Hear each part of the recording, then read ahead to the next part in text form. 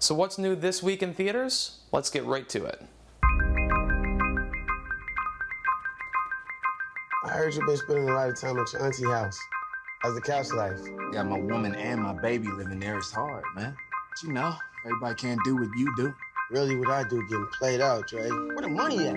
Why you gotta be so ruthless, cuz? I'll make a few changes. Where you think you going? I'm just trying to get home. That's my son. You need to get back in the house or I will ruin your night. I gotta talk to my moms like that. You had the chance to change the situation. Would you take it? There is no overstating the cultural and musical importance of the reality rap group NWA, who exploded onto the scene back in the mid-1980s.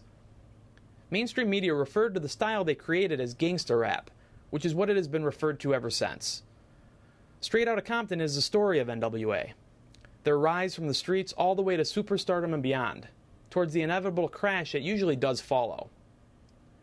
The bones of their story feels pretty familiar in that sense, as it mirrors the origin story of several other musical groups or stars that we've seen, who end up achieving the American dream, coming from nothing and reaching the top. But the enormous social impact, and just the larger-than-life personas of founding members Dr. Dre, Ice Cube, and Eazy-E definitely make this movie worth seeing despite its shortcomings.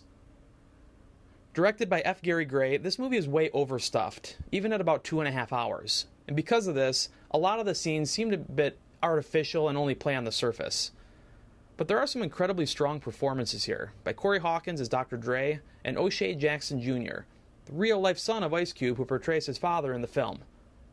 But there are Oscar-worthy performances here by Jason Mitchell as Eazy-E and by Paul Giamatti as Jerry Heller, the man presumably responsible for both the rise and the fall of NWA.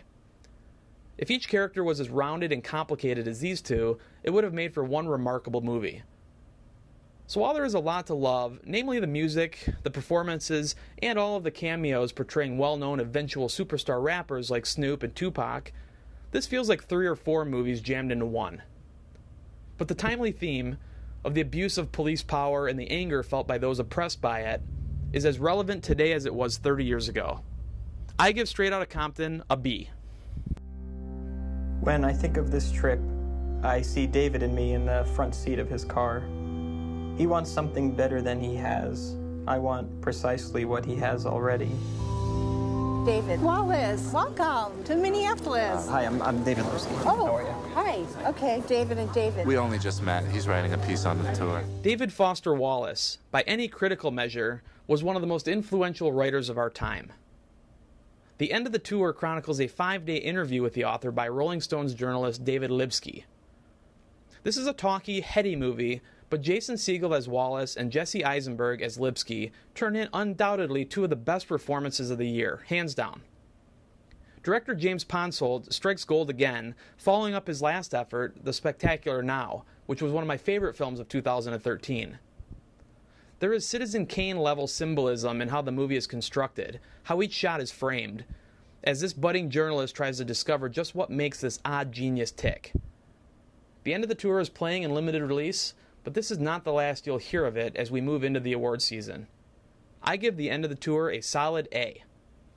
That's all for this week. You can find all of my full movie reviews and coverage of the CBS show Survivor on my website, tomsantilli.com, and be sure to follow me on Twitter as well, @TomSantilli.